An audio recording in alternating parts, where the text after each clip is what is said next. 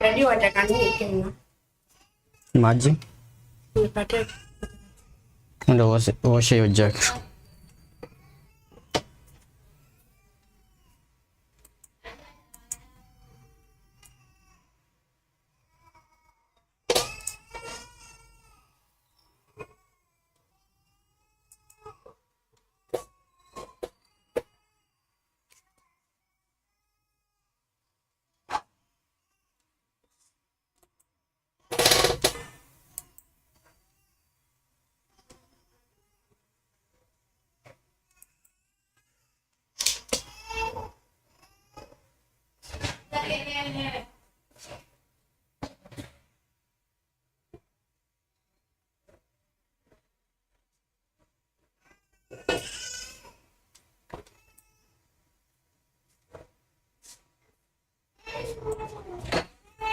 Tadichukua kabla kanione nishifunga kusama.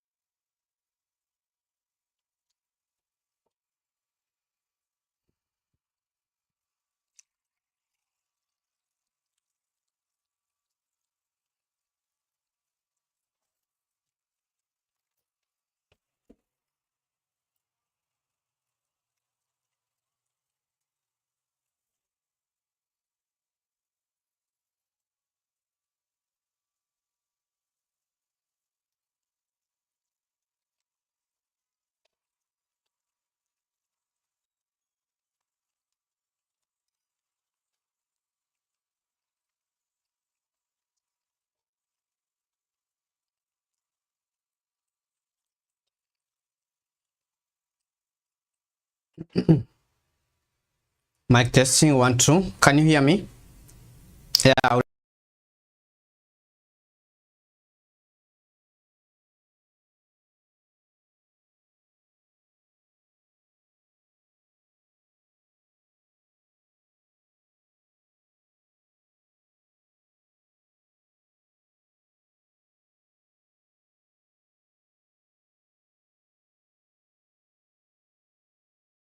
I would like to check if you can be able to hear me from the other end so that we can be able to begin.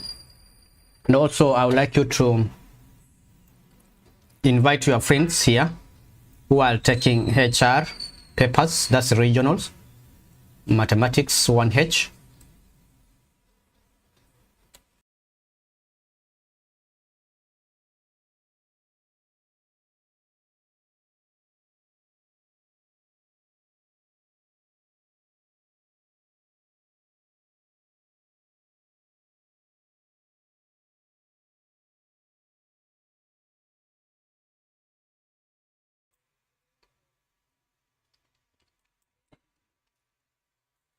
Brianni, I can hear you from I can see your message that you have left. This is a calculator paper. This is calculator 1H R. This is a calculator paper.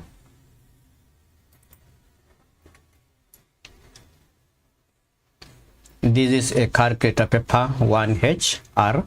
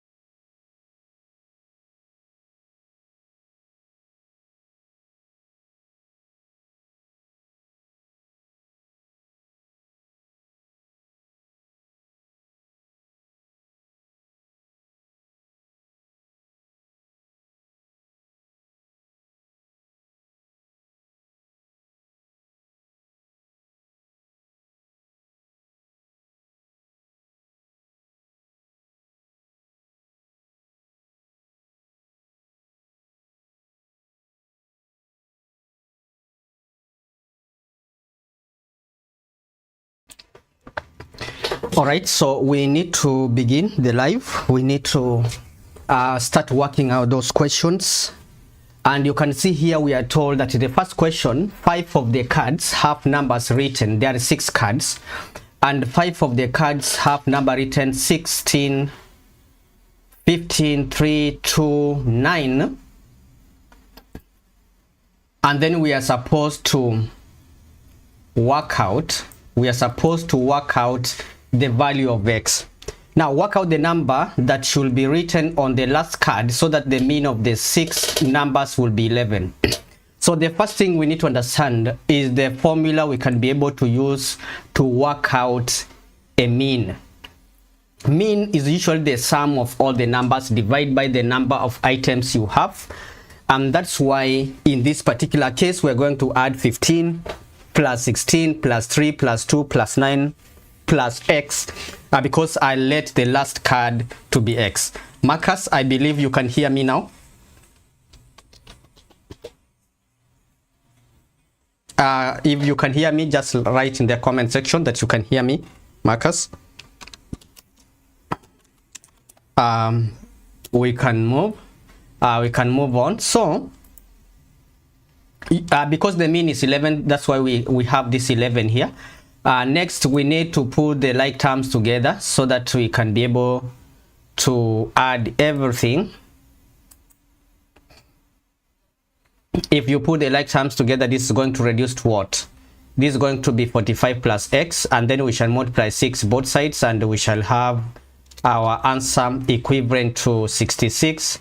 And then if you take 45 on the other side, so it will be 66 minus 45, and this is going to translate to 21. So this becomes 21, and 21 is the value of x.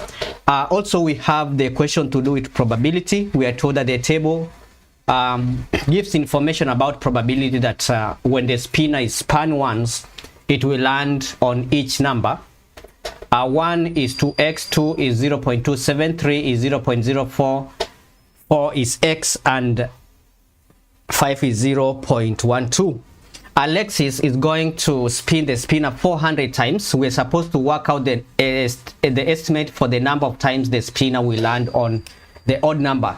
So the first thing that we need to realize at this given point, we need to find the value of x in that case. And to find the value of x, of course, we are going to find the sum of all the probabilities, and we shall say the sum of all the probabilities must give us 1.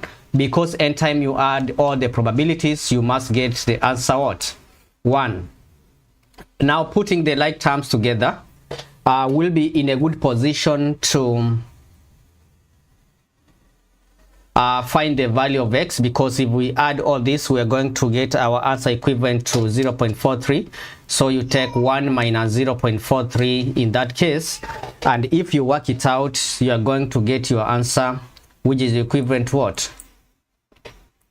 Your answer is going to be equivalent to 0.57. Then we shall divide by 3 both sides so that we can be able to get what our x is, and our x is going to translate to 0.19.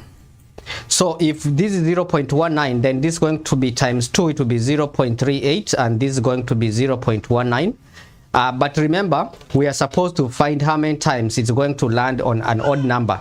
So we need to identify on our table which odd numbers we have, and we shall add all those probabilities for the odd numbers. So we shall have the odd numbers in this case would be 1 odd numbers and that. So if we add all the odd numbers probabilities, we are going to get our answer 0.54.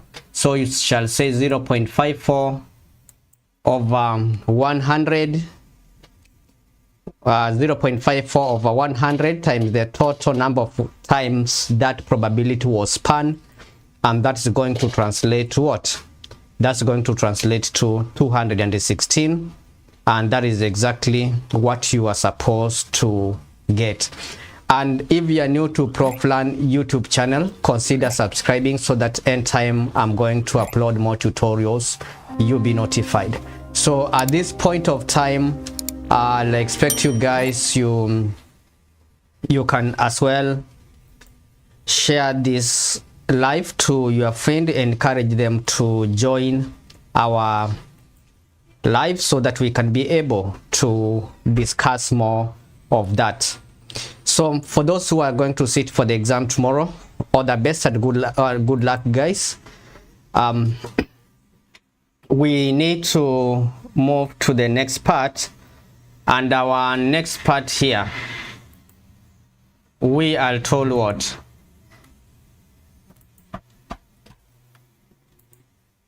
We are told that Nobeto sells white loaves of bread and brown loaves of bread.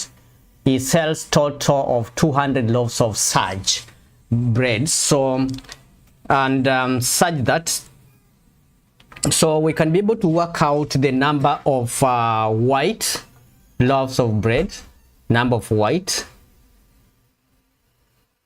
loaves is going to be equal to 200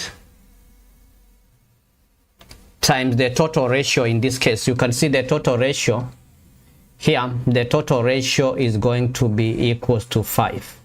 So if we want to find the number of white loaves of bread, it will be 3 over 5. And if we work it out, 3 over 5, that is going to give us what?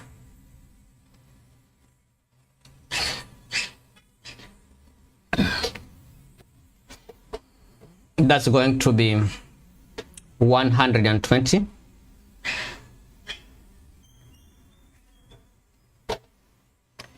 We need also to work out brown loaves of bread. That's going to be 200 also times 2 over 5. And if you work it out, you are going to get 80. You are going to get 80 loaves of bread in that case. But remember, you were told that Nobeto sells white loaves for 1.5 pounds each.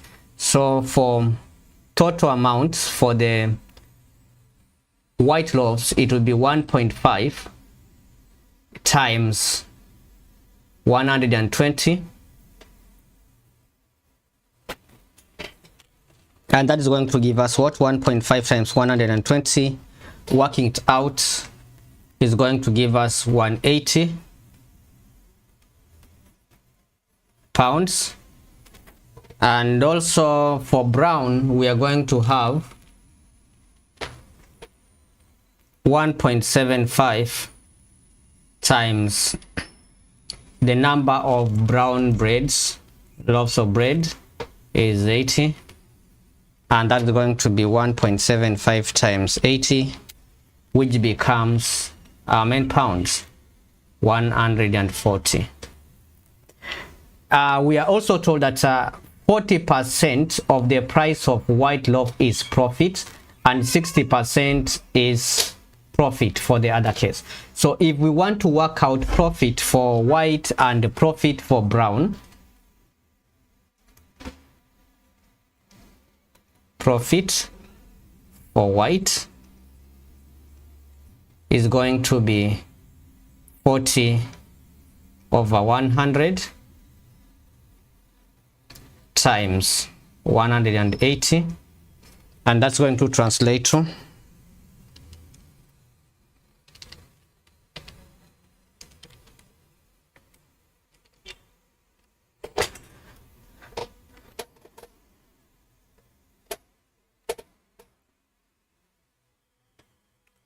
that becomes 72.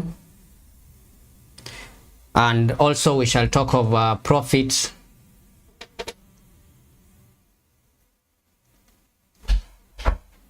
for brown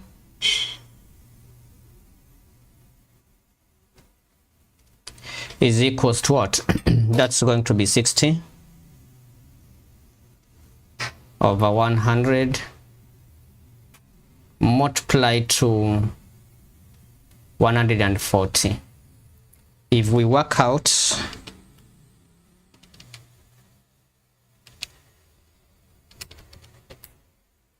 that becomes 84. Work out total profit. So we can say now total profit. Write in the comment section what will be the total profits. For this case, total profit will be what? 140 plus 72, and that's going to be equals to, no, sorry, we are going to say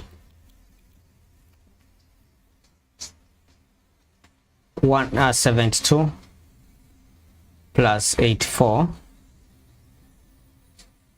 and that is going to translate to what?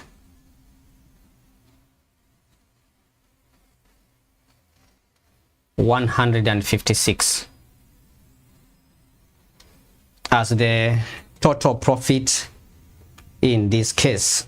So that is exactly the total profit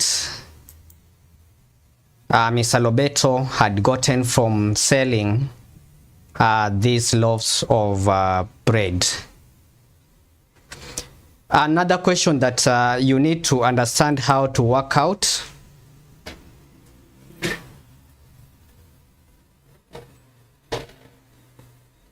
Another question that we need to work out.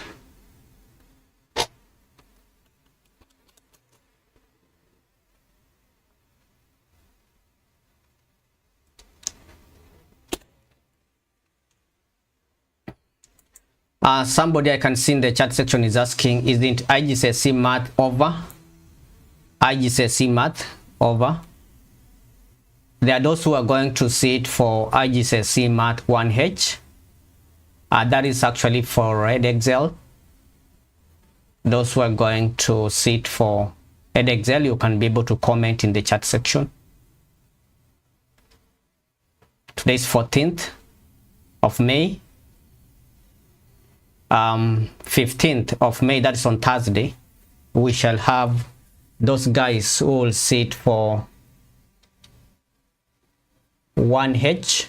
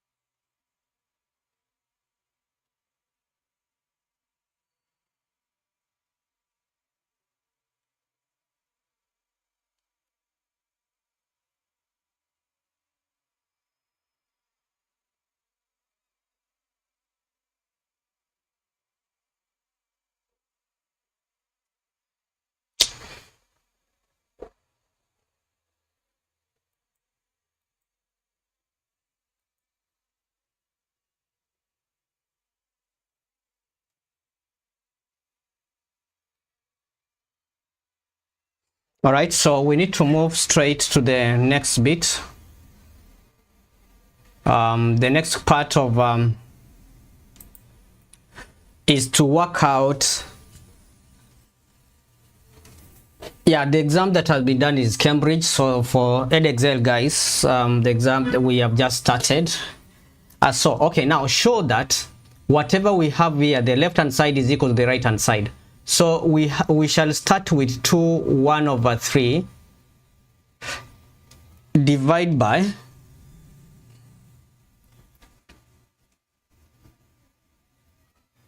5 1/4. So So to do that, we are going first to express this as a mixed this mixed number as improper fraction. So it will be 3 times 2 plus 1, that will be 7/3, divide by 4 times 5 will be 20 plus 1, that will be 21/4, and that is going to translate to 7/3 times 4/21. Basically, that's what we are going to do, so that we can be able to cancel this guy, and this guy we shall get 3. And if we simplify this, it will be 1 times 4, it will be 4. And then we shall have 3 times 3, which is going to be 9. Exactly what you are supposed to show at that given point. So any point you are given a question to show a fraction, basically that's what you're going to do in order to earn your marks. All right, so we need to move to question number 5, and the question number 5 is talking about Slavomir. Slavomir invests 5,200 euros in a savings account for 4 years. He gets 2.5% per year compound interest. Work how much money Slavomir will have in the saving account at the end of the 4 years. And the answer we shall give must be to the nearest euro. To the nearest euro in that case. Yeah, for those guys who are doing Cambridge Math, we shall have a live as from tomorrow for additional math, non-calculator and calculator. So you remember to join for additional math, guys, non-calculator. So we have amount is going to be principal into 1 plus r over 100 raised to power n. So in this case, we are going to say the amount that is going to be in the bank after 4 years will be the principal 4,200 into bracket 1 plus 2.5 over 100 raised to power 4, because this is going to be invested for 4 years. So this is going to be what? 5,200, 1 plus 2.5 over 100 raised to power 4. That is going to give us 5739. To the nearest euro, that will be 5739.83. To the nearest euro, that is going to be equivalent to 5740 euros.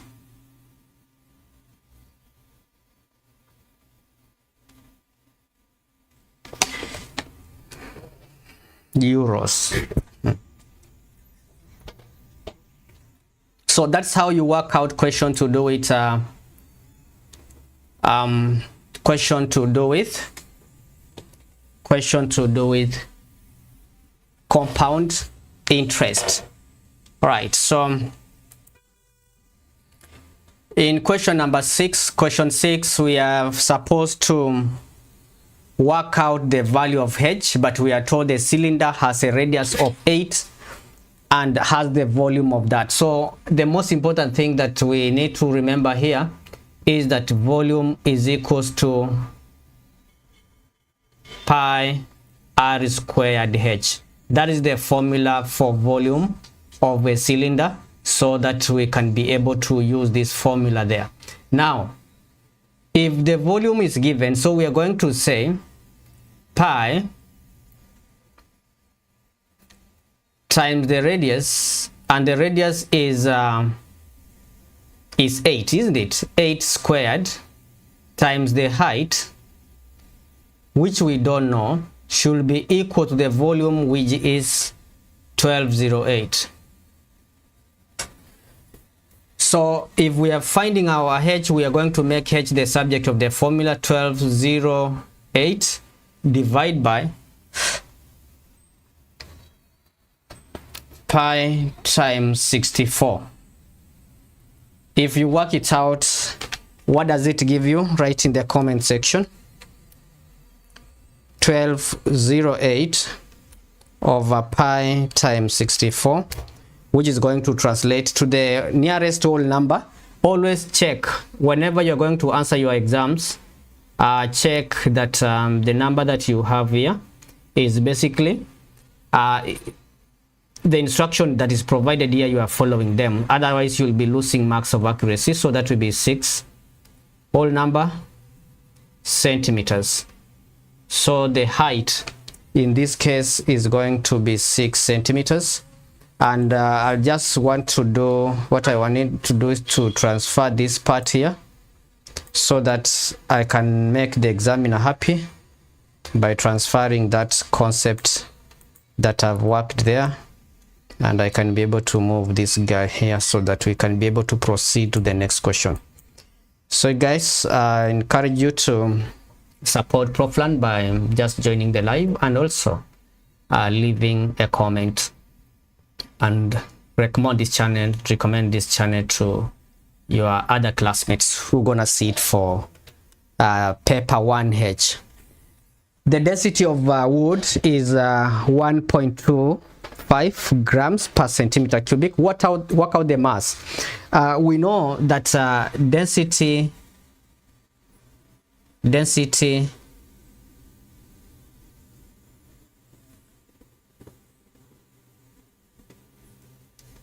is equals to mass over volume. Now from this equation that we have here, we can be able to rearrange it and we shall say mass is basically density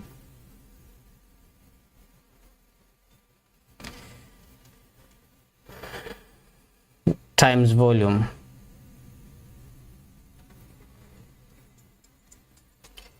Our density we have it as 1.25 times the volume, which is 1208,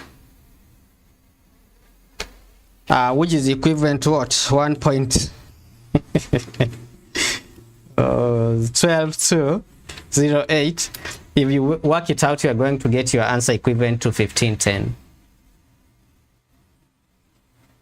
1510 grams. 1510 grams in this case.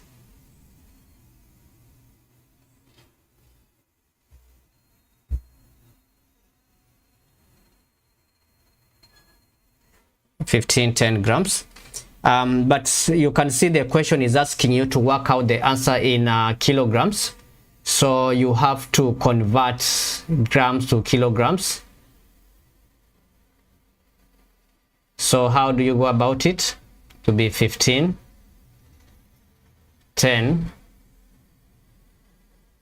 divided by 1000, and that is going to be 1.51 kilograms. Yeah, so you have to convert that so that you can be able to get that final answer. Good. Marcus Varela, well done, great. I can see you are very active. You guys please share this live to your friends, encourage them to join, and also encourage them to subscribe. If you have not subscribed to ProfLearn, you guys just subscribe and support ProfLearn. Yes. We have another interesting part, simplifying. Yeah, this is actually indices, and we are going to remember the concept that if you have the numbers divided, we're going to subtract the power. So it will be G9 minus 2, and that is going to be 9 power 7. No, it's 9, not G, no, it's not, it's G, not 9. So it will be G power 7. And this one, if we are to expand, we shall multiply this to this guy, and also we shall multiply this to this other guy that is here as well.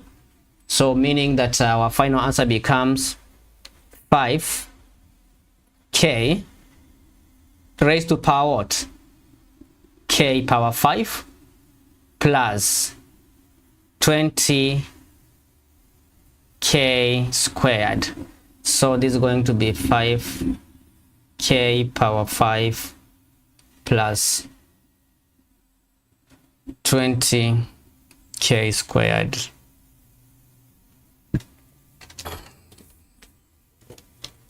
Now factorize this.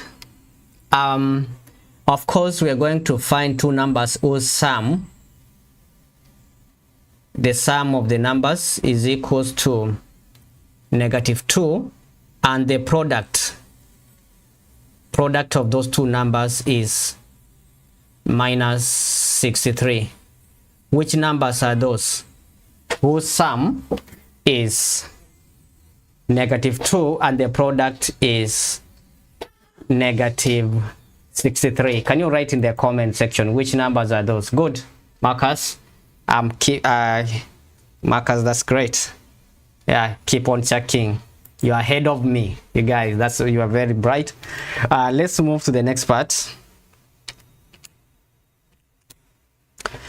Two numbers, we shall have 9 and 7. So if we have 7, we have to decide which one is going to be negative, because we need the larger number to be negative, so that if you add, you are going to get -2. So we are going to express the middle term here in terms of the two products of numbers. So it will be x squared minus 9x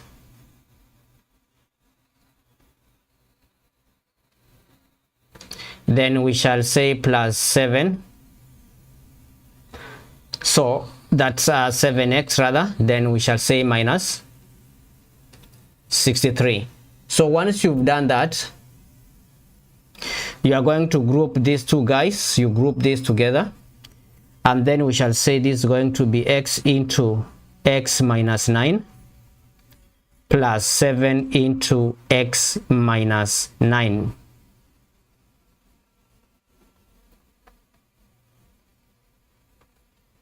So you can see this is common, it can be factored out. So what is our expression going to reduce to?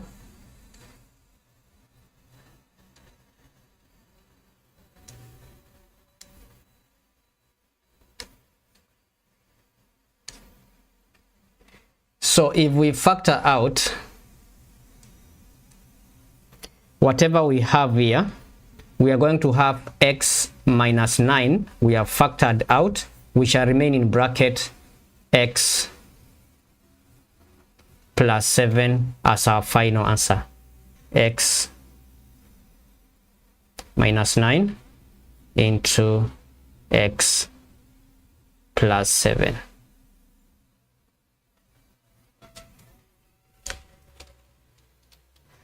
Now, once you've factorized, usually the equation that follow is when this is equal to 0, then we can be able to use the factorized form to solve this equation.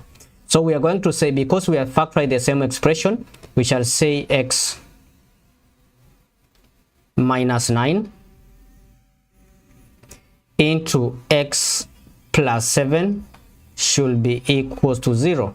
So which means that x minus 9 is equal to 0, or x plus 9 plus 7 rather is also equals to 0. So with that, we can be able to say from here x is equals to positive 9, and here x is going to be equals to 7. So we have the two values for x. That is exactly what you are going to do in order to work out that.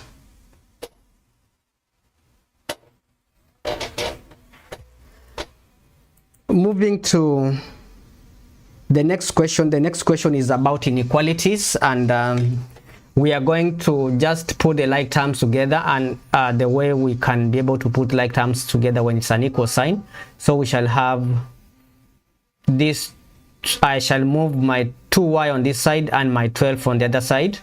So we shall have 7 plus 12 is less than 3y plus 2y. so that this is going to be 19 is less than 5y. Then you can divide by 5, you can divide by 5, so that whenever we have this, it will be 19 over 5 is less than y. And that is exactly what we were supposed to get in this particular part. So we shall say y is greater than 19 over 5. Yeah, for you to get your answer at that given point. All right, great, Marcus. That is amazing. Marcus, from which country are you coming from, bro? From which country? From which country are you coming from? Good luck in your exams. Can see you are very, very active in the live, and all those comments you've left, the answers you've left, they are all correct. Yeah, so Marcus, can you be able to work out the perimeter of the trapezium that we are having here? And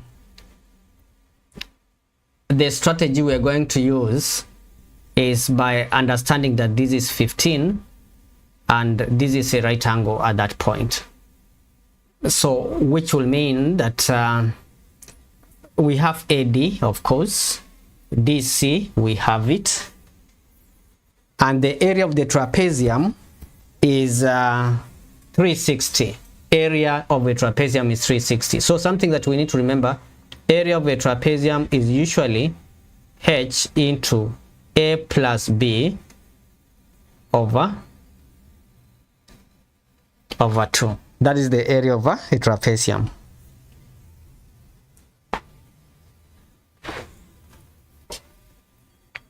So which means that we can be able to say let this be x, and here we have 14, right? So which means for up to here is 14, this part is x. I'll say 360 is equals to, the height is 15 into a is the shorter side 14 plus the longer side, and our longer side is this side that we are having up to that point. So to get the length of that longer side, it would be 14 plus x. So it would be 14 plus x, and we shall say over 2. So putting the like terms together here, we shall have 720 is equals to 15 into 28 plus x. So I can divide by 15. I can divide by 15 at this point, so that I will be able to cancel this guy and this guy. This guy and this guy I'll cancel. And if we cut 72, 720 divide by 15, that's going to give us 48. So it will be 48 is equals to 28 plus x.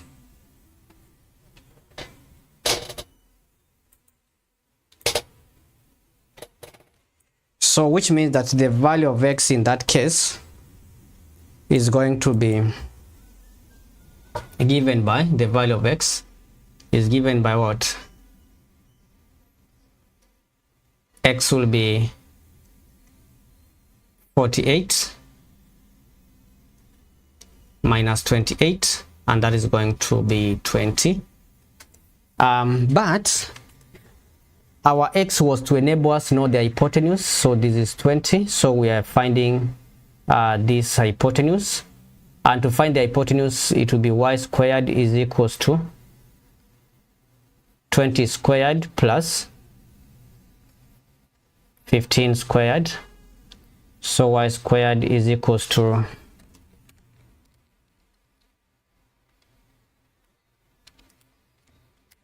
625, right? 625.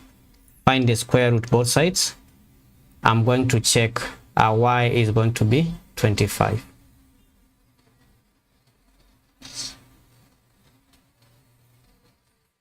So 25 is our y. So remember, this question is not asking us to find the hypotenuse. The main part this question is asking us is to find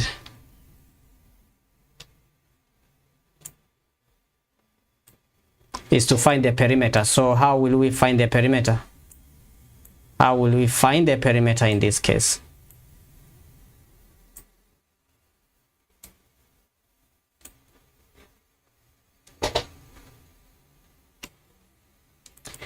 So perimeter is distance all round. Of course, we have gotten that this is 25, this is 20, this is 14, this is 15, this is 14. We need to add all the distance round, so that perimeter will be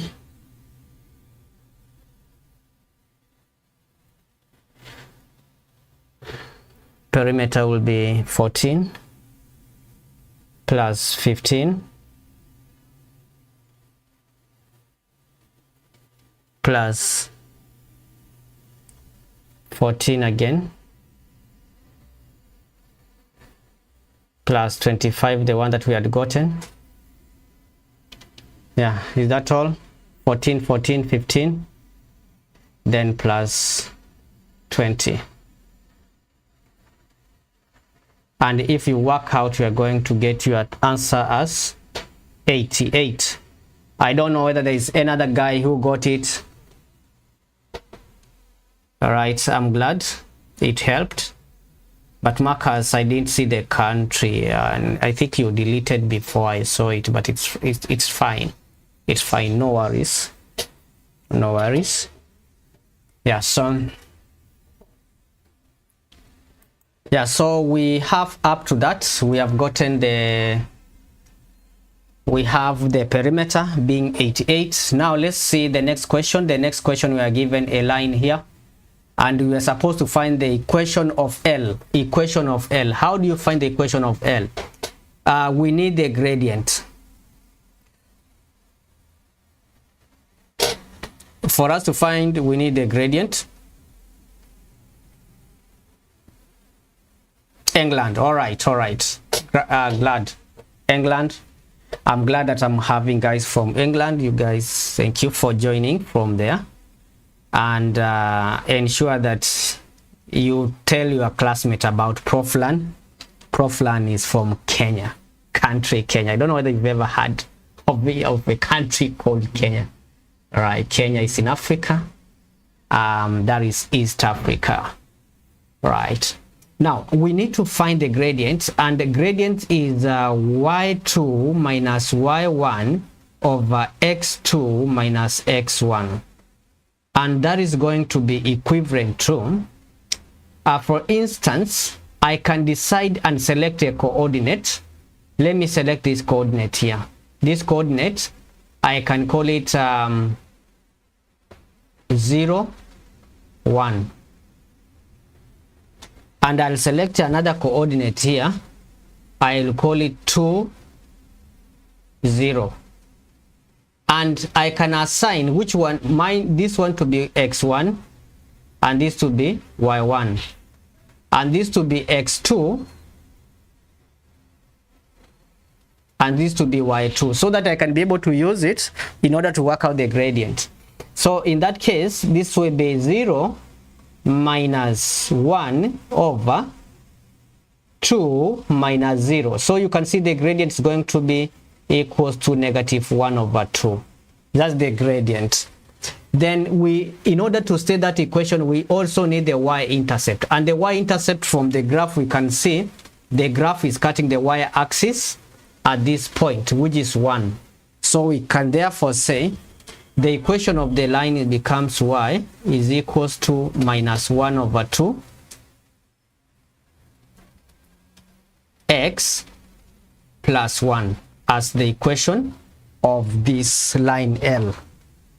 Yeah, so basically that's what we shall do in order to work it out. Well done.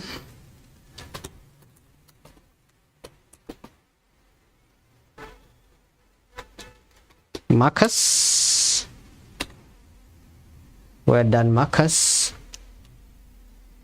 Okay, so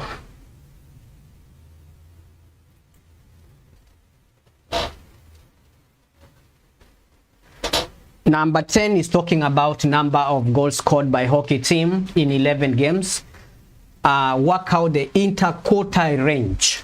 So the first thing we need to do is to remember that interquartile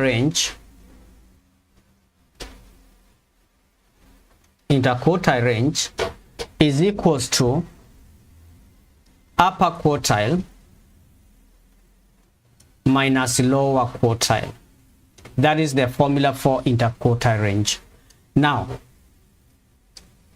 let's check what is our upper quartile and lower quartile. So we're going to, if you cancel this and this one, you cancel this and this one, so that we are going to determine what the mean is, median rather. So we cancel that, and you can see we are going to remain 1 2 3 4 5 1 2 3 4 5. We are going to have this as our median, right?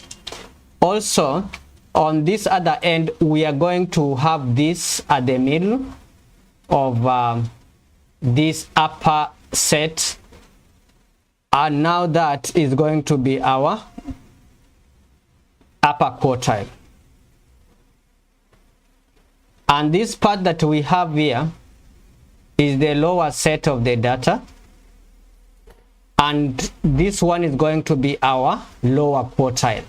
So which means the interquartile range is going to be 7 minus 2, and that is going to translate to 5. That is going to translate to 5.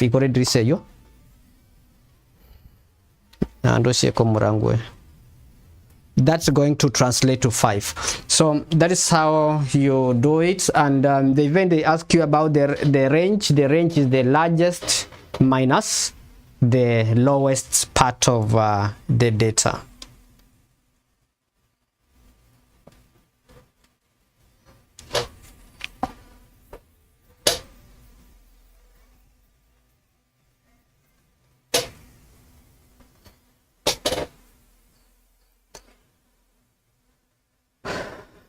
So we have question number 11. We are supposed to write down the highest common factor of 5a and 2b. Highest common factor of 5a and 2b. 5a and 2b. And if we are writing 5a, of course our 5a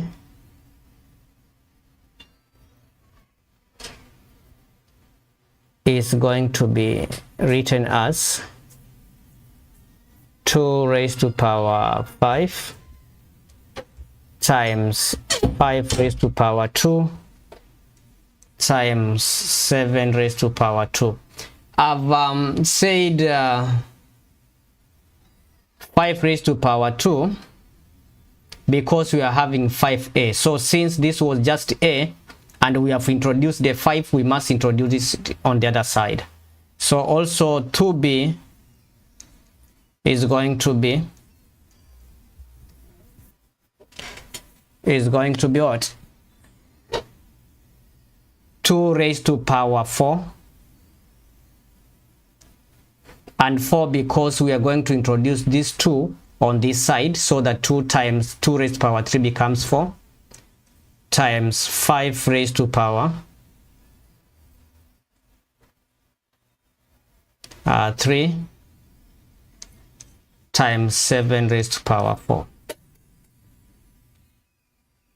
So whenever we are going to choose the highest common factor, we must go back, we must go to the prime factors that I provided. We check those which are common. We take 2 is common for both because 2 is appearing here, and 5 is appearing for both, so it will be selected, and 7 is appearing for both, so we have to take it. Then whenever you are taking highest common factor, you shall take the lowest power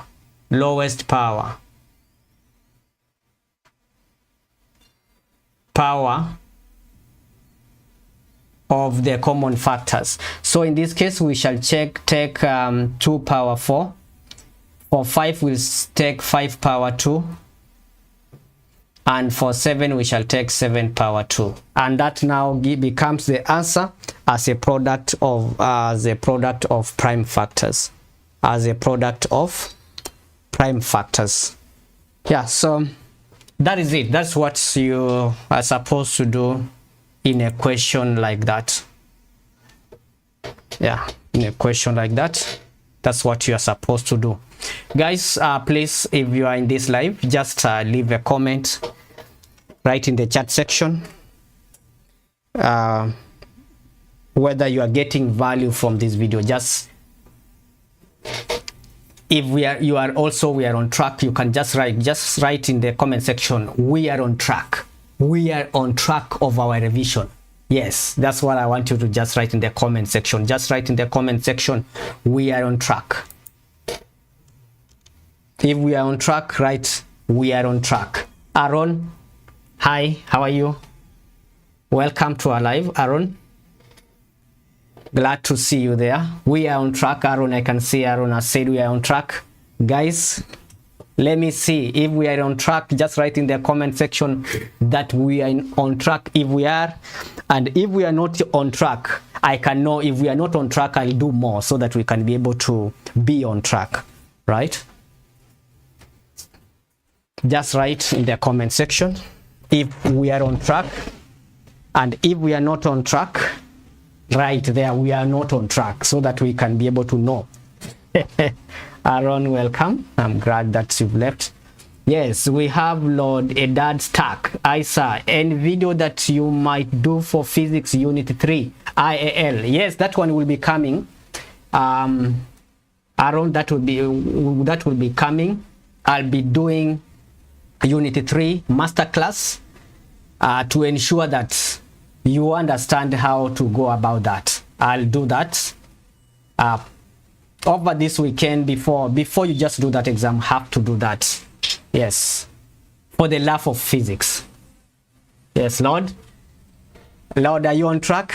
Leave a comment if you are on track. And also, guys, just share this ProfLearn channel. If you have not subscribed, subscribe. Encourage guys to do what? Can you go over differentiation? Right, so Aaron, differentiation, yes, we can go through it. And if you can check the video I did yesterday, there were a lot of differentiation in that video, Aaron. Please make sure you watch it. And I know in this paper also we are going to have some of the differentiation stuff in this question. We have part B. We are told A is 2 raised to power 5, 5 times 5 times 7 raised to power 2. B is 2 raised to power 3 times 5 power 3 times 7 power 4. Work out the value of AB squared. Work out the value of AB squared. How can we work out the value of AB squared? And we should leave our answer in the as a product of prime factors. So the first thing we need to do is just to appreciate the fact that this is AB, which is raised to power 2. Yeah, AB raised to power 2. And that will mean also that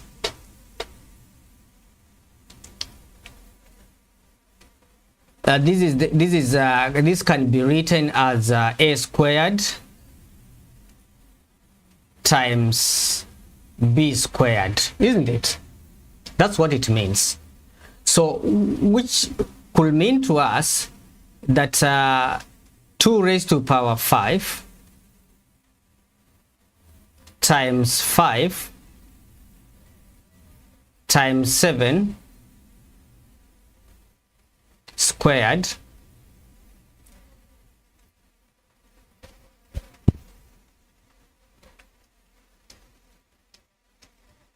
times 2 raised to power 3 times 5 power 3 times 7 power 4.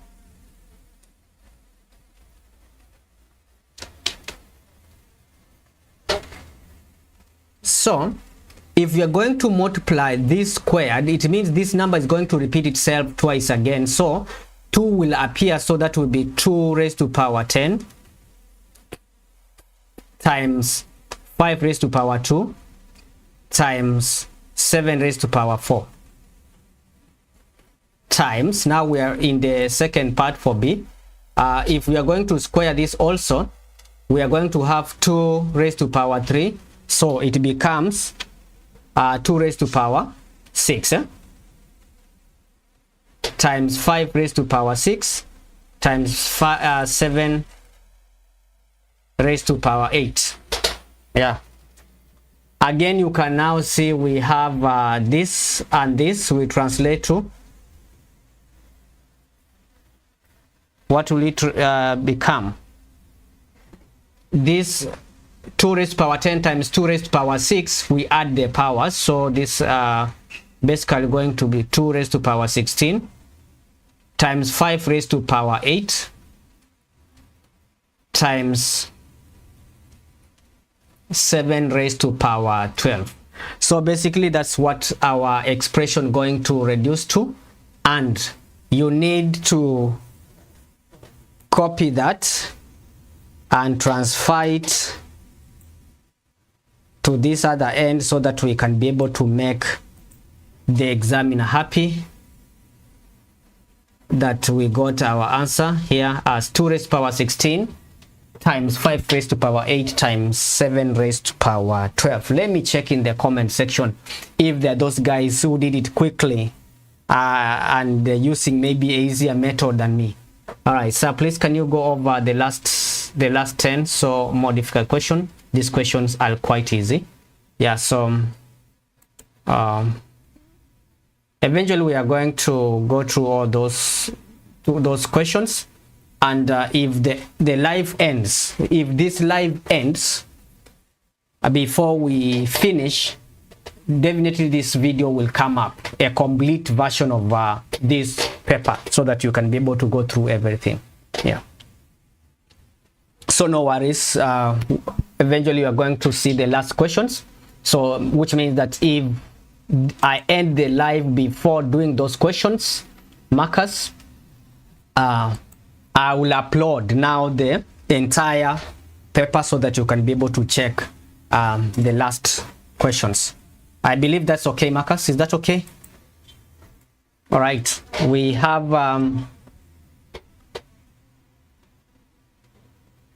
simultaneous equations, so we can decide to use elimination method. So we can multiply here by 5. I want to eliminate y. Can multiply here by 5, and here we multiply by 3. So our equation now will become 20x plus 15y is equals to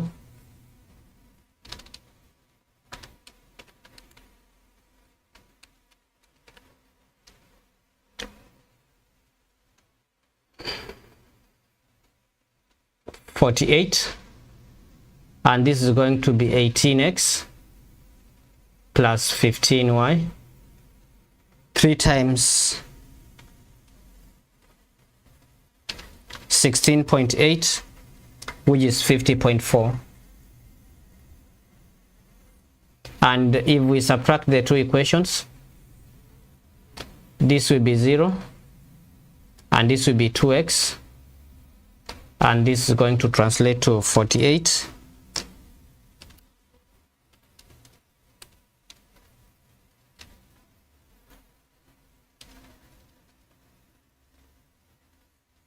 That becomes negative 2.4.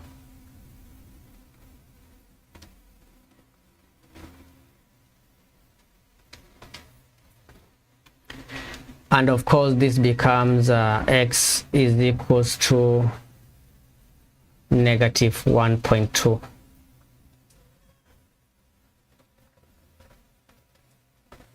For us to get the value of y, we are going to substitute in any of the equation the value of x that we have gotten. So we can say 6 into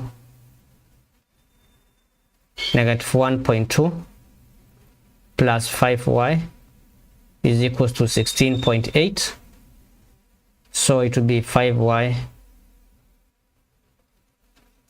is equals to 16.8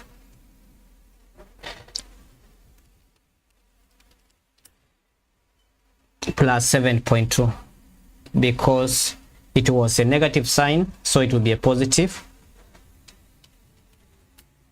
Divided by 5, we shall get our answers 2.8. Y is equals to 14, which is equivalent to 2.8.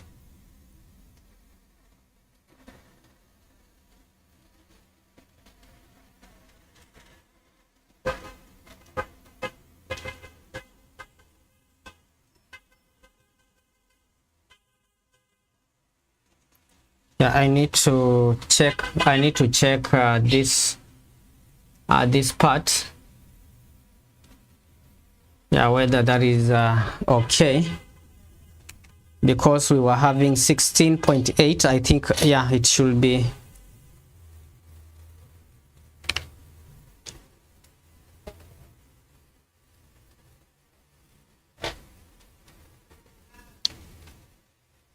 16.8 plus 72. 16.8 plus 7.2, then divide by 5, that becomes 4.8, not 2.8. It will be 4.8. 4.8, yeah, that's true.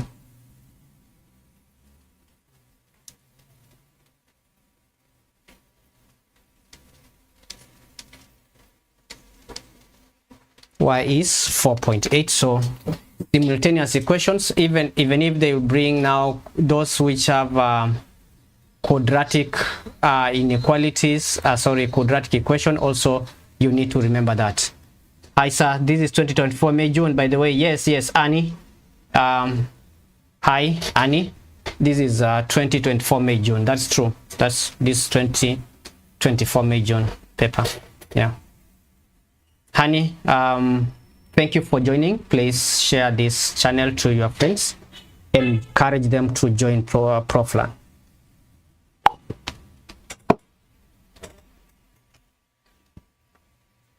All right, so let's look at circle theorem. Circle theorem is also a question that, or a topic that we never miss in an exam. So if we know this angle here, we are going to consider a cyclic quadrilateral. In this case, we are going to consider this cyclic quadrilateral.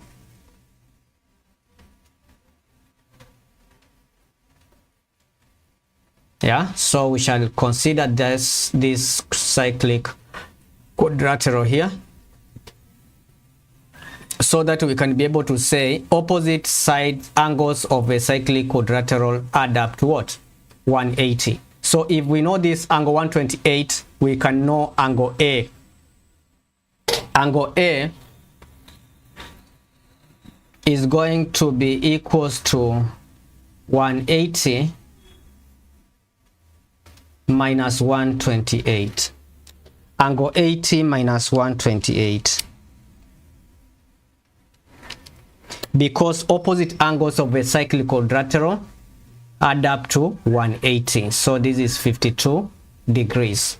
So give a reason working out angle OBD. OBD. So before we go that way, we shall work out that, and we shall say the reason for working angle A is opposite. Reason, opposite angles of a cyclic quadrilateral add up to 180. The reason that you must give whenever you are giving your reasons should be based, yeah, your reason should be based on the property you use to work out that angle. Yes, I can see. And you are saying I rewatch this in the morning because it's 2 a.m. I have a good day. All right. In my country right now, it's actually 8:58 p.m. Yeah, so it's 8:58 p.m. 3 hours after I came from school. So, and in which country are you coming from before you leave, so that I can know where my students are located in this sphere of the world? All right. As Anis to answer me where in which country is coming from, let me just mention something here. Angle at the center, angle subtended at the center, angle subtended at the center is twice the angle subtended at the circumference. So we can say angle BOD is equals to 2 times 52. Angle at the center is twice the angle at the circumference. Angle at the center is twice the angle at the circumference, and in that case this is going to be 104 degrees. So this is 104. 104. Shall say reason we shall leave. Every time you must give the most immediate reason. Angle subtended at the center is twice angle subtended at the circumference.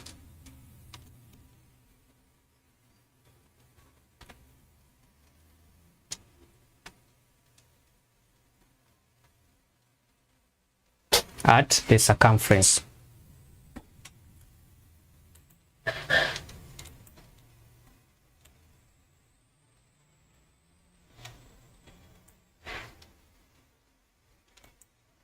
Yeah, so that is it.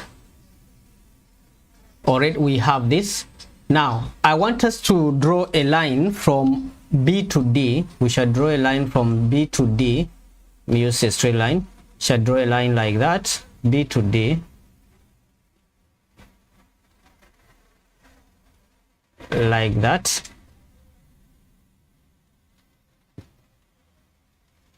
So with that, we need to remember that this is the radius and this is the radius. So for us to work out angle OBD, this angle, if this angle is X, this angle here also will be what? X. Angle, base angles of an isosceles triangle are equal. So we can say 104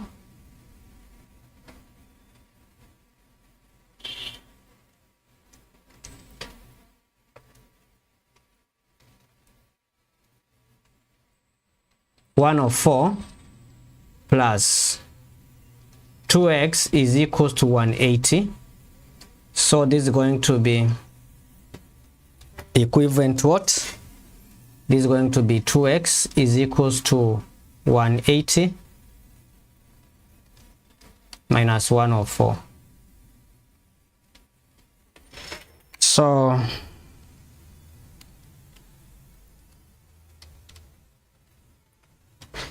and after getting 76, so we shall say 2x is equals to 76 divide by 2, x is equals to 38.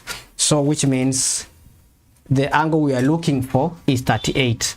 Angle BOD 38. And the reason is base angles of isosceles triangle are equal, or you can be able to say angles in a triangle add up to 180. Angles in a triangle add up to 180 degrees.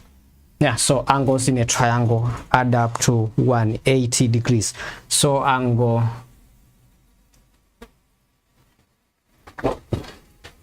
OBD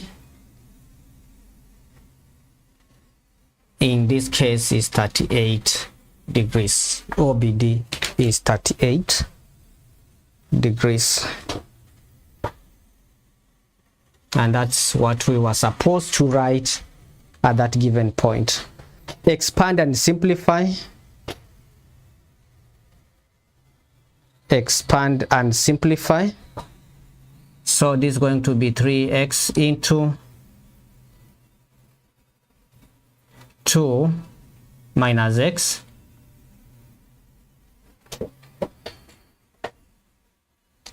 plus 1 into 2 minus x, 6x minus 3x squared plus 2 minus x, like terms together, 5x minus 3x squared plus 2. And then we shall have now this other part multiplied here. So 4 plus x, and this is going to be 4 into 5x minus 3x squared plus 2, then plus x into 5x minus 2x, sorry, 3x squared plus 2. This is 20x minus 12x squared plus 8 plus 5x squared minus 3x cubed plus 2x. We put the like terms together, squared here, and cubed. 20x plus 2x, that becomes 22x. 12x squared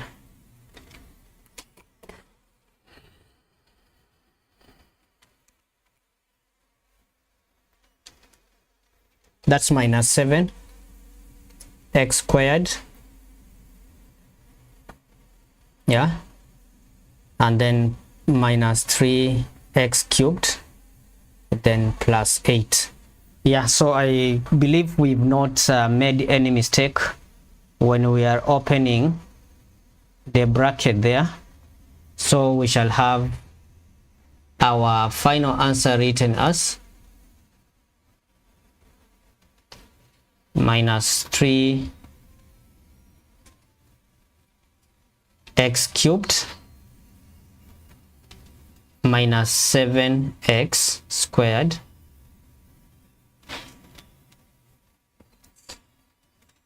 plus 22x, and then we shall have plus 8 as the final answer in that case.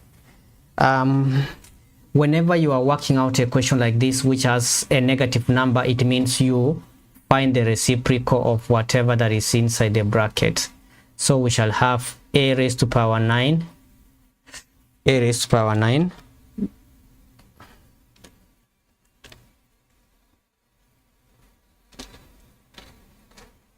a raised to power 9, b raised to power 5 over a raised to power 3,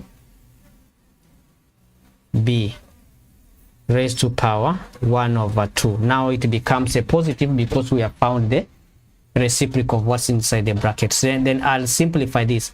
This is a raised to power 3 and a raised to power 9. I will subtract the powers, so it will be a raised to power 6, b would be this b raised to power 1, so it will be b raised to power 4. Then I'll have my squared a half at this point. So this power is going to be multiplied to all the terms that are inside here, so which means that this is going to be a raised to power a half times 6 would be 3, b raised to power a half times 4, that will be 2. So we shall have a raised to power 3 and b squared.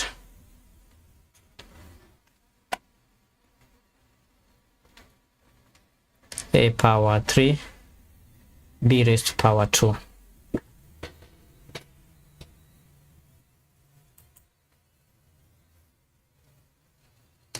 Yes, amaze VFX, that is true, that's correct. We find the reciprocal of that, and then we now apply.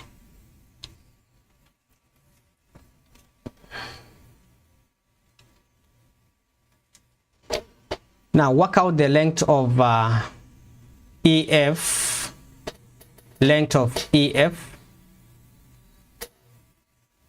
and this being an isosceles triangle, we need to find the length of EF. Of course, if we draw a line like this angle is going to be 65.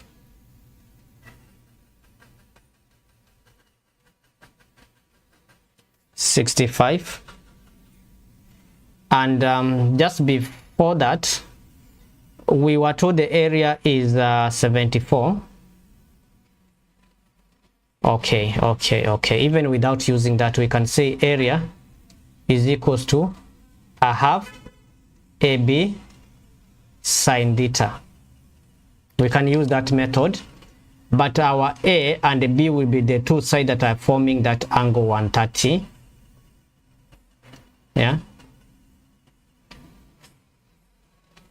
So which means we can say 74 is equals to a half times AB, we can call it x squared, because if this is x and this is x, because that's an isosceles triangle, becomes x squared, sine of 130. And ensuring that your calculator is in degrees, we can say 0.5 times sine 130, that gives us 0.38. Then therefore x squared is equals to, okay, let me just work it out, 2 times 74 over sine 130, so that our answer is a bit accurate. We find square root, and also we find square root at that given point. So this is going to be square root of 2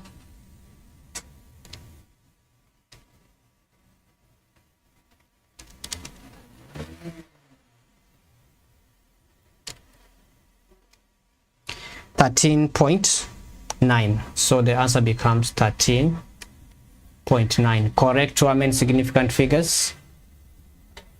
3 significant figures, so we shall give our answer as 13.9.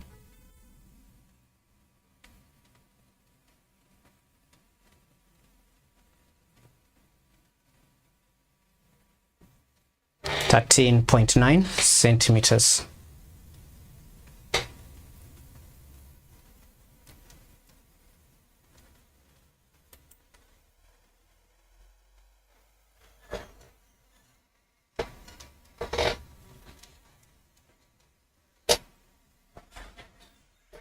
Right, so moving to this question, we are supposed to draw a histogram.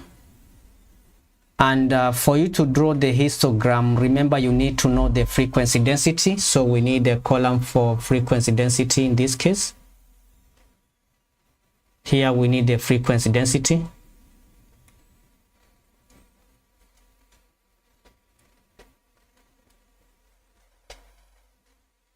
Frequency density. And in the life of yesterday, we learned how to work out frequency density is actually frequency divided by the class size. Yeah, because the question that we did in the prediction of 1H is whereby you are given part of the frequency histogram, part of the histogram.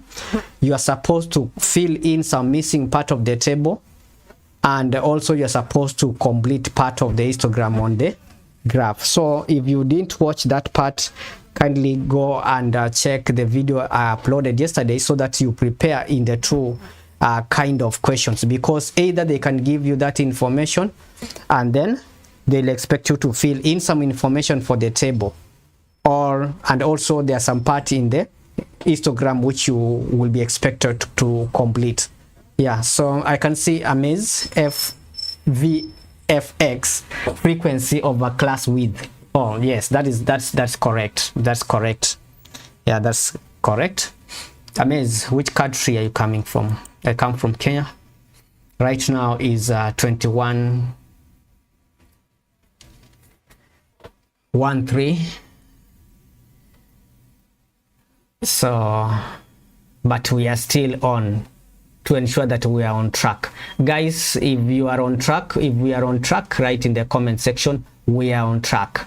Yeah, are we on track in our revision? Let me get to know. You guys, are you on track? Which percentage are you in your revision before you sit for your exam? Which percent can you give yourself you are on track in your revision? Which percent have you given yourself, yeah, in your revision? Which percent? Write in the comment section. In your revision, which percent are you?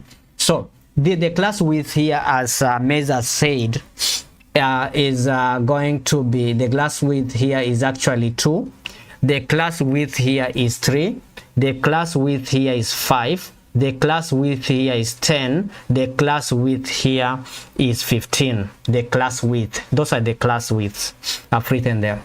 So for us to find the frequency density here, it will be 5 for the class size, and that will be 2.5. 12 divided by 3 will give us 4. Frequency density here will be 4. 18 divided by 5. 18 divided by 5 will give us 3.6. I'll be checking the percentage we are in our revision. I'll be reading the comment section once I'm done with this question. Whether we are on track in our revision, this will be 1.4. And then we have 9 divided by 15, which is going to be 0.6. 0.6. So we have the frequency densities, and then we are supposed now to draw the histogram. Now, the first one is from 0 to 2, 2.5. 0 to 2, 2.5. 0 to 2, 2.5. So first I have height. 0 to 2. 0 to 2 will be here. 0 to 2, 2.5. I'll move up. 2.5 will be well seated there.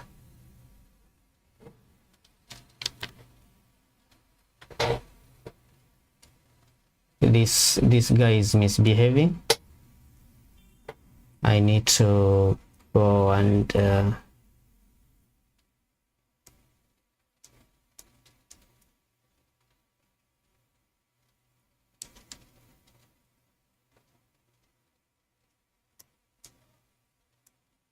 this guy is misbehaving. I have to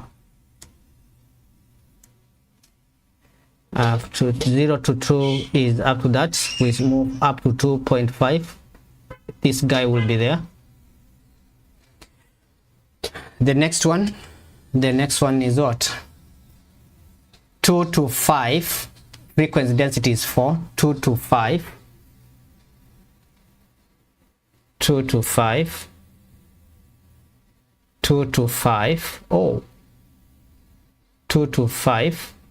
Frequency density is 4.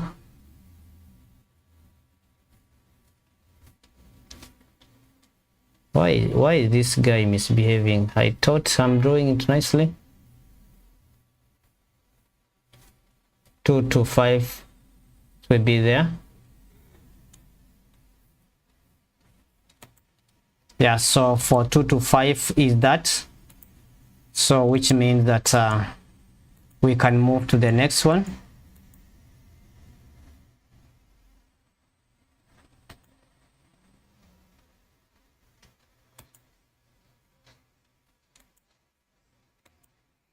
Then the next class, the next bar is from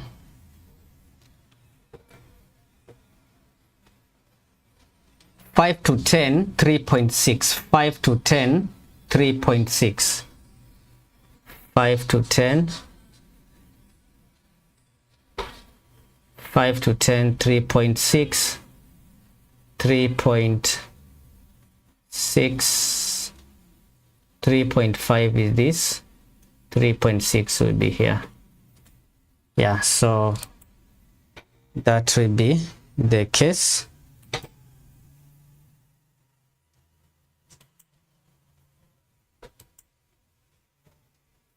And then we have another one, 10 to 20. 10 to 20 is 1.4. 10 to 20 is 1.4.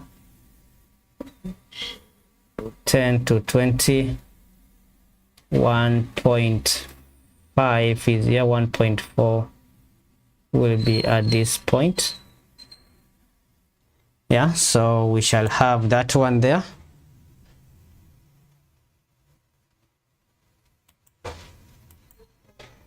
And then we have 20 to 20, 20 to 35, 0.6. 20 to 35, 0.6.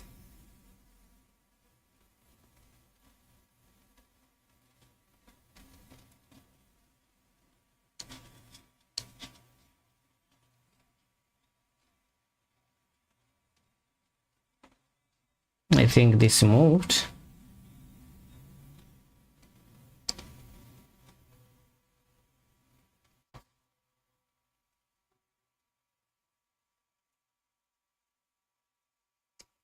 Okay, so we have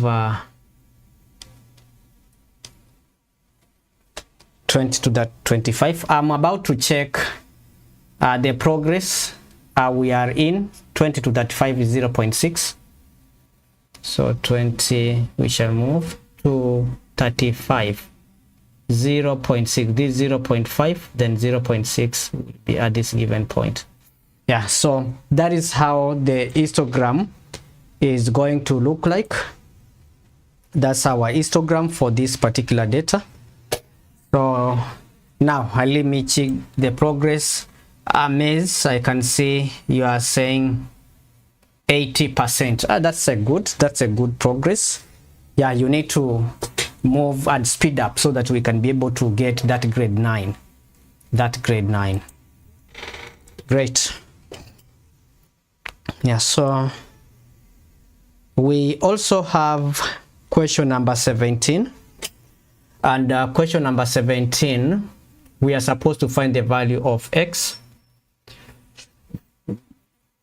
Oh, let me check. Is there another question that was asked there for histogram? No, there was no another question that was asked. So that's all. That's all for that particular part. Yeah, so that is okay. Let's move to question number 17. And question number 17 is actually an equation, but it's more of sad form. So this is going to be k raised to power 12 raised to power, fourth root is the same as 1 power over 4. Then remember we are also having the 5 there. Then we shall have this is k raised to power n.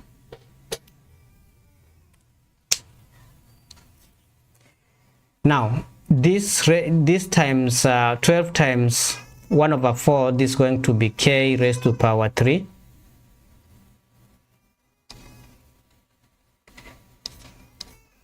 Power 5 is equals to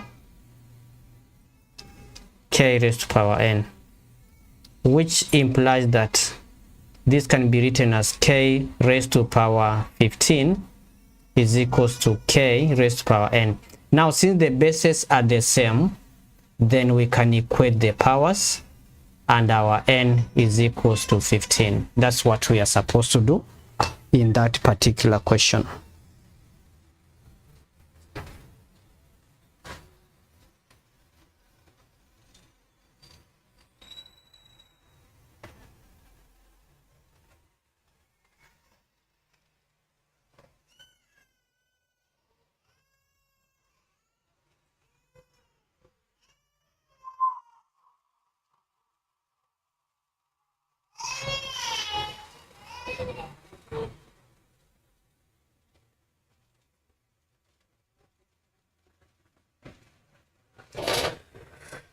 Part B is about sides, and 7 over 2 minus root 3 times the conjugate. The conjugate is 2 plus side 3 times 2 plus 7 side 3. If you work it out, you are going to get 7 times 2 is going to give us 14 plus 7 side 3. If you multiply this and this, when you multiply conjugate, just take 2 times 2, which will give you 4, minus the square of this number also, which is going to be 3. So we end up having our answer as 14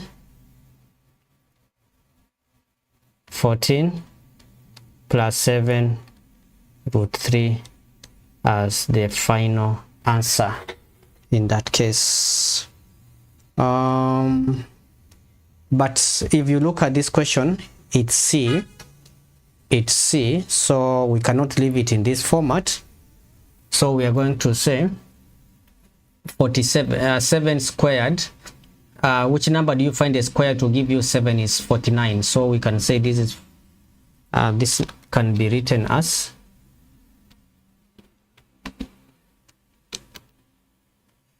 this is square root of 49 times 3 plus 14. If you work it out, you're gonna get your answer as 147. Square root of 147 plus 14. Yeah, so that becomes the required answer for that case. We have question number 18, whereby we are supposed to work out the surface area. Can you do some from translation, please? Translation. This is ask Adrit translation. So this in the next live how I'm going to do that, but if there's a question on translation in this part, we're gonna do it. Now, the height of verse A is 30, the height of verse B is 12. Surface area of A minus surface area of B is this. Find the surface area of A. Now, I'll start by saying let the surface area of A be A. Yeah, let me say, okay, no, let me just use a different letter. Now, let me say the surface area of the smaller one, surface area, let me call it X. I'll call it X for simplicity. And in order to work out this, I want to work out the linear scale factor.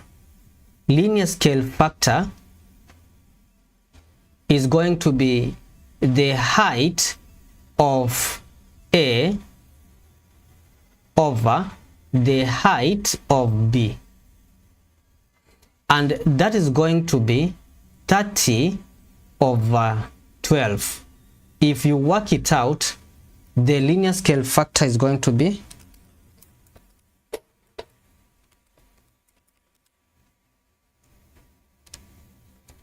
2.5. That is the linear scale factor. Then we can be able to get area scale factor from the linear scale factor.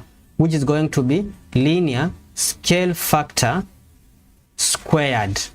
So which means the area scale factor is going to be 2.5 squared, which is equal to 6.25. Now becomes the linear scale factor. Now once we have the linear scale factor, remember I said let the area of B be x. So which means area of A over area of B should be equal to the area scale factor.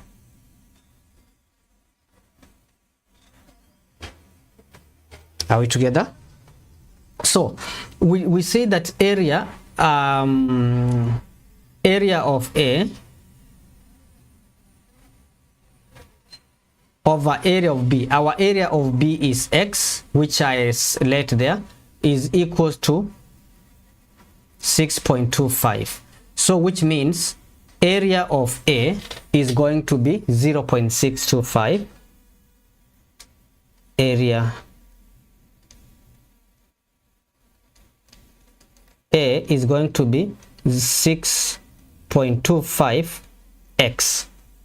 So meaning that if you take area A minus area B, you will get this answer. So we shall form an equation at that given point. So let me just move these guys that I have here so that we can have enough space where we can be able to work out the part.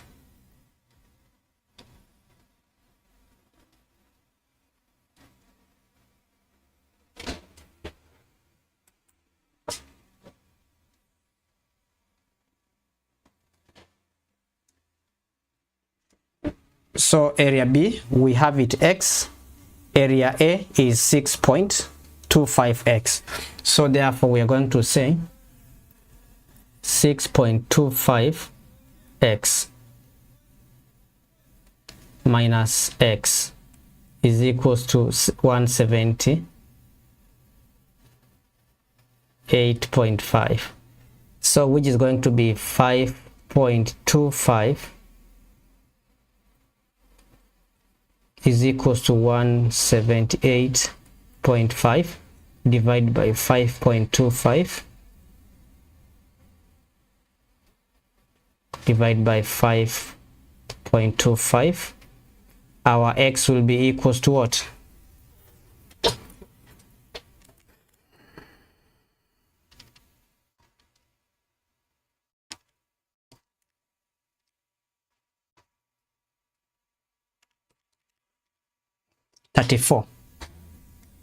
Our x is 34. So surface area of A is going to be 6.25 times, I'm using this, times 34 because we have now gotten x, which is going to translate to 212.5. 212.5. 212.5. 212.5. Question number 19. Question number 19. We are told the curve has the equation this, and the curve has exactly two stationary points, one at point A and one at point B, such that x coordinate of A is greater than x coordinate of B. Find the coordinate of A and show you are working. Show you are working in the process of work. Can do that. So this is basically differentiation. I don't know who was asking about differentiation in this live, who was asking about how we can do differentiation. It was Aaron. I don't know whether Aaron is here. Aaron, are you still here? Aaron, are you still here or you went to sleep? Aaron, are you here or you went to sleep? Aaron. Guys, can you check whether Aaron is in class? Guys, comment whether Aaron is with us, whether Aaron is in class. I know one who went to sleep. I need to know whether Aaron is here or he went to sleep, because he was asking about we are going to do n question to do with differentiation, and we have our question for differentiation here. Now, in order to find the stationary point, we are going to do dy dx. So dy dx of the function we were given, of the curve, and in this particular case we shall say this is going to be 3x squared minus 16x minus 12. Yeah, so this is the gradient function, and at the stationary point dy dx is equals to what? Is equals to 0. So we are going to take 3x squared minus 16x minus 12. We shall equate this part equals to 0, so that we can solve that quadratic equation that we have there in order to get we get the stationary point. And if you are going to factorize this, this is going to factorize to 3x. You can use factorization, or you can use a quadratic formula, 3x plus 2 and x minus 6 is equals to 0.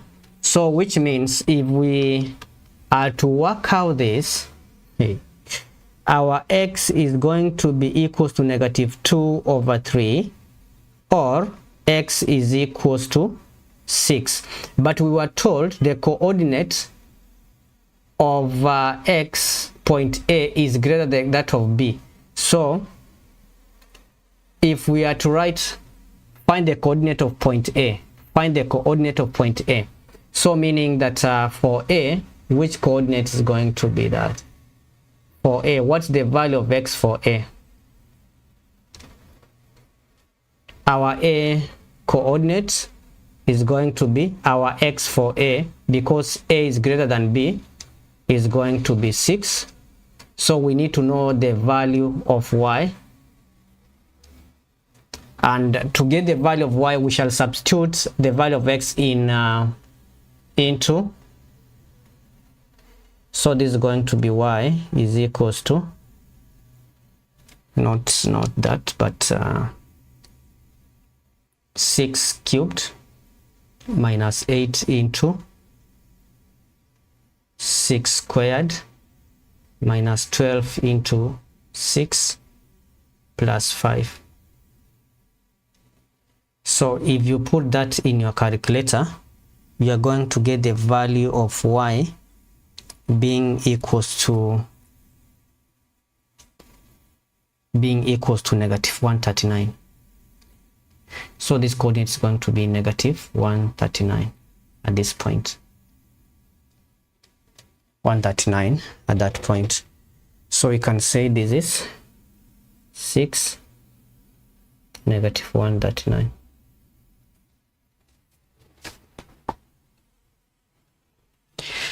Question 20, expressing in the form that is completing the square.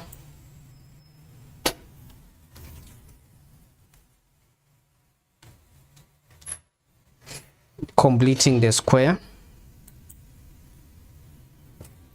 And so we shall say this is going to be, we group this together, we factor 2 out, so we shall have x squared minus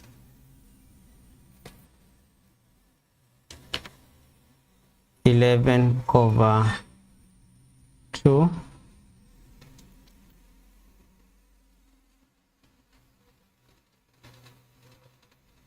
x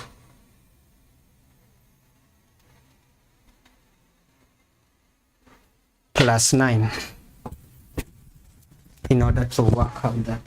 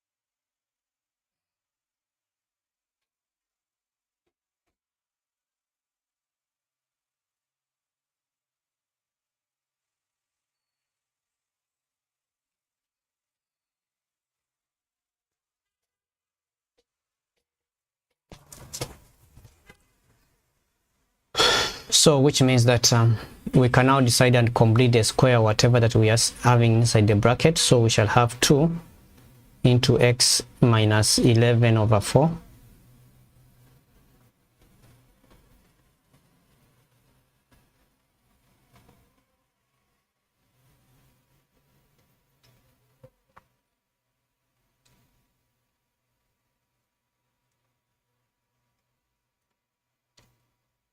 squared minus 11 over 4 also squared. You shall subtract the square of the number that is there. I think my pen is lagging, that's why it's taking a bit longer to respond when I you don't consider the sign inside here, always you subtract. Plus 9, and that is going to be 2 into x minus 11 over 4 squared minus 121 over 16 times 2. So that becomes 121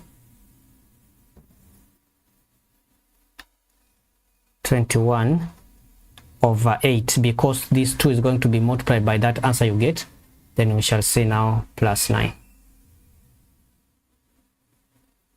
Okay.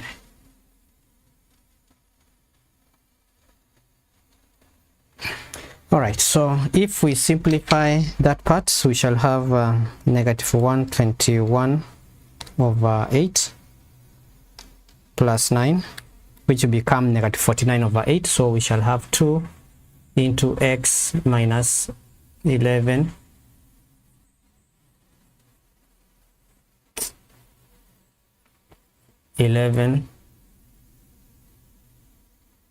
over 4 squared minus 49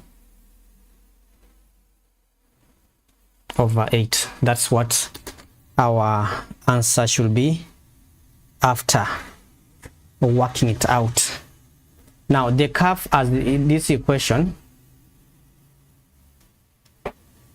which is just almost similar to exactly what we were having, 2x squared plus 11 minus 11x plus 9, but it's only that it's having the inner term, this one. The point P is the minimum point of C. The point P is the minimum point of C. So if we were to write this equation in terms of the equation that we have gotten here, how will we write that equation? It will be 2 into bracket, it will be x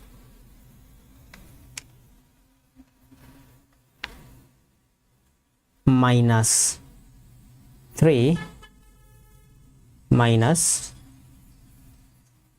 11 over 4 squared minus 49 over 8. So that will be minus 3 minus 11 over 4. That's going to translate to 2 into x minus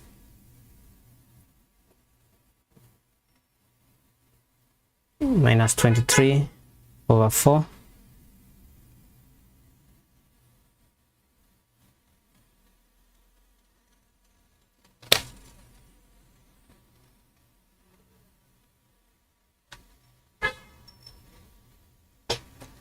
Squared minus 49 over 8 over 8. Now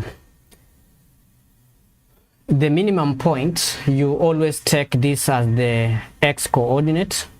The opposite sign of this number will be your x, and you take this number here as the value of y, so that will be 23 over 4 and 49 over 8 will be the coordinates of the turning point in that case. So that's exactly what you are supposed to do in order to work out that question. I believe now we are okay up to that point.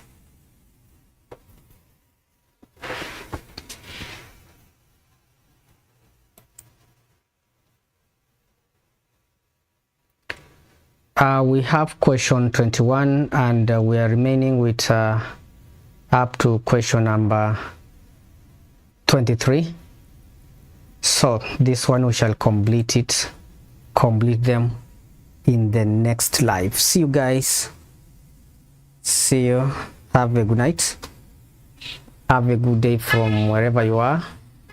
We shall see how to work out these questions in the next live. See you guys. Adieu. Bye. See you.